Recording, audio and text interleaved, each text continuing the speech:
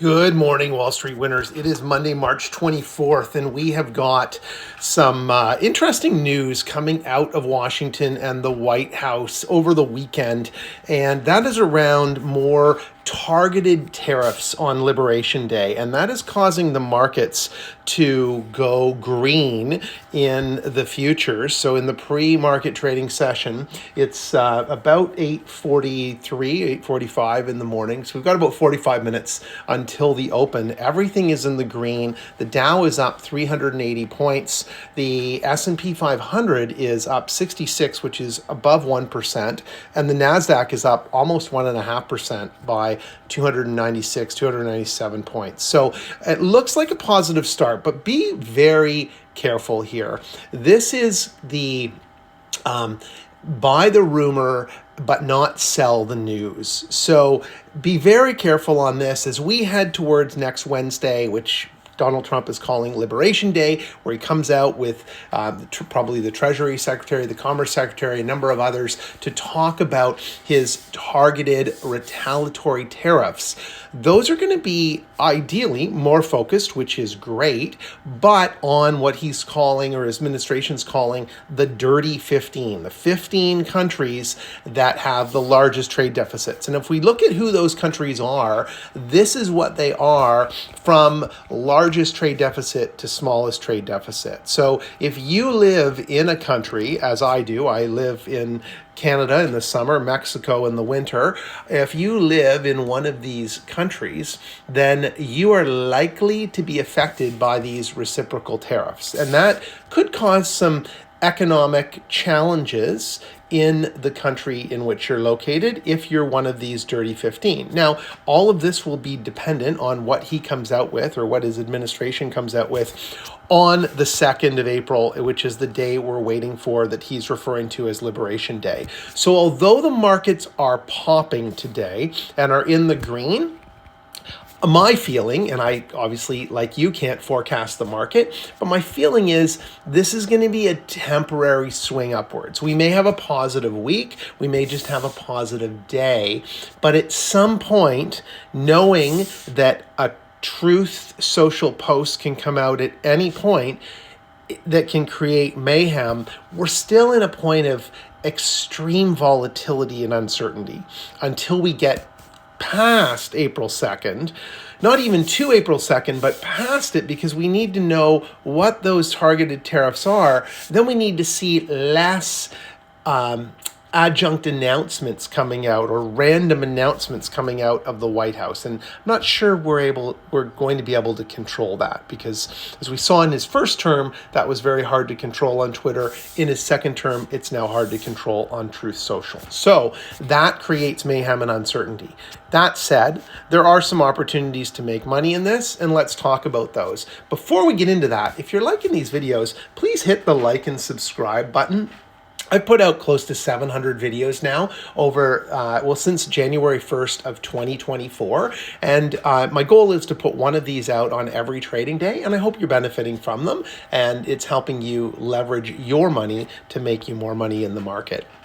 All right, so let's take a look at the top. We've got crude is up 39 cents, so still below $70 a barrel, but it is, and this is crude futures out to May 25th now. So it's positive that it's up, but U.S. policy really wants to keep energy prices low, and to do that, they have to keep crude low. So if we see it get past 70 and up towards 75, it's a much more positive sign for the oil refining companies, and they'll be a little more profitable at that price point.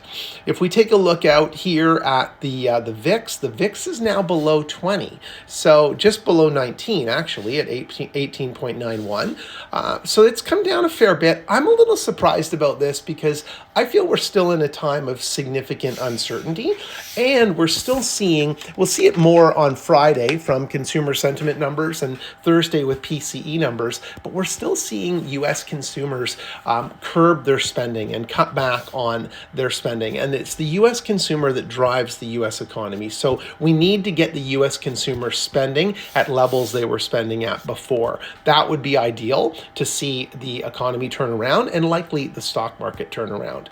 All right, now we move into health and retail. I'm still very, very concerned. I would be concerned if I owned any retail stocks, which at this moment I don't.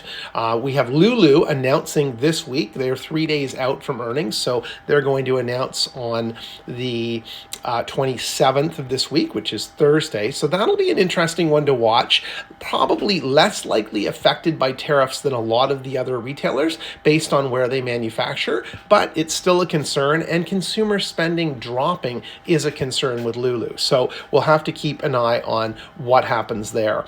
We've got Costco, Walmart, both up in the morning session, but again, I'm a little skeptical on these. I mean, long term, I think Costco and Walmart are going to be fine, going to be great buys, but there's going to be some short-term pain, as Donald Trump alluded to, with the tariffs, and I think retail is going to feel that. Healthcare looks like, for the most part, it's in the green this morning, unaffected probably by tariffs for the most part, but could be affected by government cutbacks. So the government is looking, the new administration is looking to make significant changes to get back to a balanced budget and try to reduce their deficit. And one way to do that is to make changes to Social Security and to healthcare or Medicaid.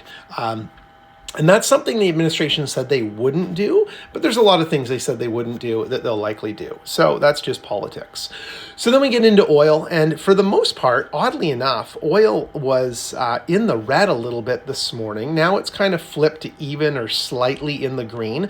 I would have expected it to be up a little more this morning. One that's been popping lately is Vistra. Vistra dropped down. If we look at the 1 month chart, it was down in the low 100s. It's now gotten up to 130. That's a pretty big increase for a utility stock based out of Texas, primarily serving the Texas residential market.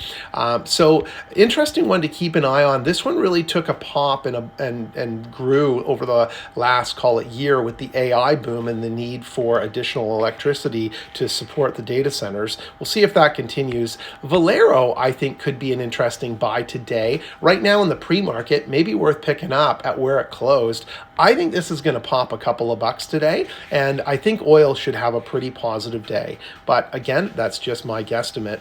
Then we get down into tech, and it looks like tech is popping. I mean, the NASDAQ is up, so obviously that's going to carry. It's going to be caused. The reason for that is going to be all of the tech stocks that make up the NASDAQ are rising and increasing in value. So you can see as we go down the list, one of the ones that's really popped is the QQQ. So it was up $7, now it's up $8. So one opportunity I said to make money in the market today, if you do believe that by April 2nd we should see a pullback again, I would look on days like today when we're in the green, I would look at buying a put on the new price of the QQQ.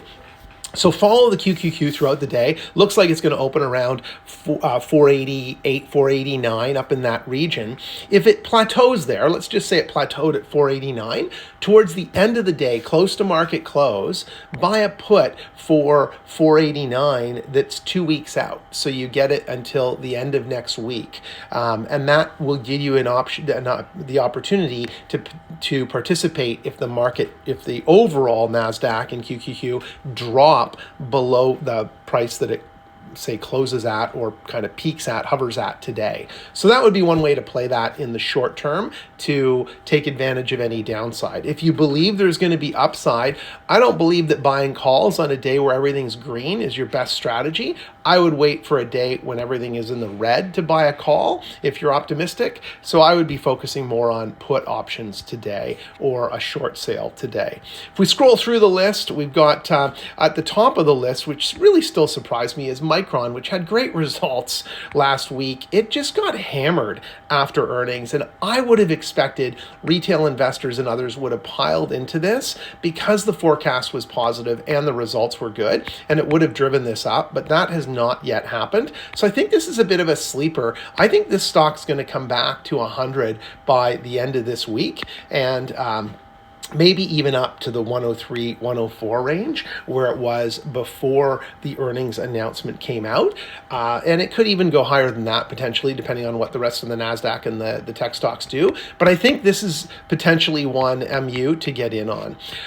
We then scroll down through the rest of these, and what we can see here is we've got a lot of movement to the upside across the board. Broadcom is up $3.09. So this is one that spiked at close on Friday and closed up close to 92, 91.66, but it looks like it's going to pop today. Meta looks like it's going to take a nice little pop today, as does Netflix. Surprising to see Alibaba isn't in the 140s by now. A lot of news coming out of China around Jack Ma's aunt and Alibaba, both leveraging older NVIDIA chips, the H800, as well as some AMD and Chinese-made chips from Huawei to advance their AI learning models, and doing it at a reduced cost compared to US organizations, those like OpenAI and Google and many others.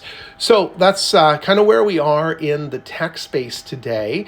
And then we go down into finance. And in finance, we've got a lot of green on the screen today. Looks like it's going to be a pretty positive day. And Goldman up almost $10 there. Morgan Stanley up 2.5. I think these might be interesting to get into, but I do think they're going to pull back prior to their earnings release in mid-April. So I think we're now in a euphoric day of optimism on Monday, and I think that will dry up at some point this week, with likely some announcements coming out of the US administration that will drive the market downwards, and then it'll probably pop again and then come down again. And that's just what the market does over the course of the days of the week. But after we get through the tariffs, I think we may actually see a bit of a pop and a return. A lot of this going to be dependent on a shift in consumer sentiment and when we start to see that. So keep your eye out for that. Good luck in your trades today. And if you're liking these videos, please hit the like and subscribe.